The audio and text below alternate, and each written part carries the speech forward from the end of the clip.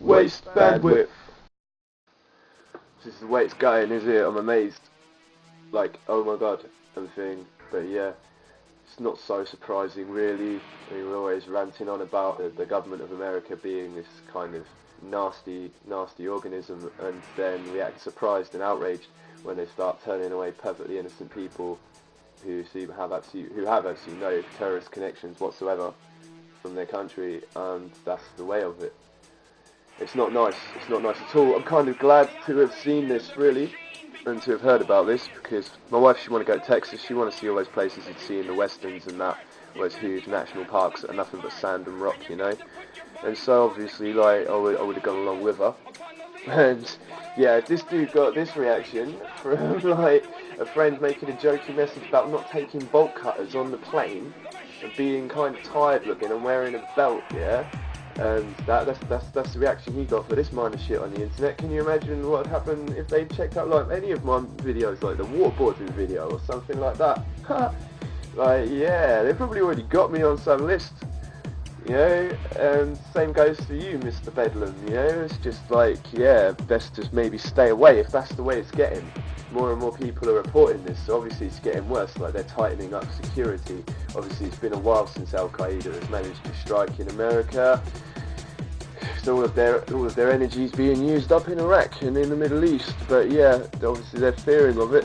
One thing that I just want to say as well, even though it's a response to some of the comments on this video rather than an actual response to this video, is it's a very standard thing whenever you knock America. There's a couple of sort of standard comments that people reel out, yeah, that are really annoying. One of them is the old "we saved your ass during World War II, if it wasn't for us the whole world would be Nazi by now" card that they like to play. And the other one is, "you think we're bad, I hope you're going to enjoy it when the Chinese take over because they're even worse."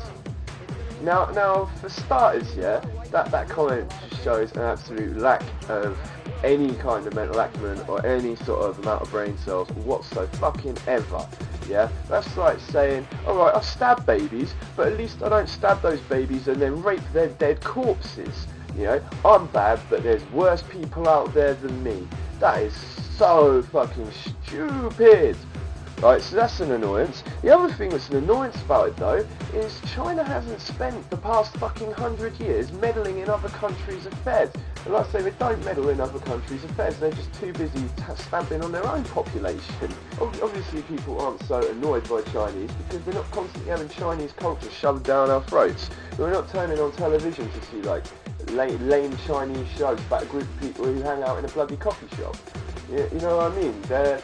There's no way that they actually affect us. All they do is cheap goods. Like Warren, 26p is totally right when he says that you shouldn't be worried about China and the way they act when your own country is perpetrating far more horrific acts across the globe and has done for the past 100 years. So shut the fuck up about China, you fucking retards. Just because we've got a fucking problem with your government. You won't like it when the Chinese take over. They don't give a fuck about us. They don't care, they just get on with their own shit, man. Right, so back to the subject, yeah, it's really distressing that people who maybe actually want to go to America and contribute their money to the economy as tourists and things are being turned away. You see these adverts for like advertisements on television for American tourism, making it out to be a really friendly place where everyone's nice to you, and that's just if you get through customs, I suppose, yeah. That's just if you get through customs. By the way, Bedlam, I never realised you were a fucking grammar Nazi. Ha! Why ain't you got a job writing for a newspaper yet or something, man? You know, I totally read your... I like reading your blog and that. You definitely kind of strike me as the Australian Charlie Brooker in a weird way, I suppose. In a weird way, yeah. It'd definitely be good to see you turn your writing talent to something that, like, I don't know, you could sell. Unless you're actually doing that and just keeping quiet about it, which wouldn't surprise me at all. But yeah, ha! Grammar Nazi, ha!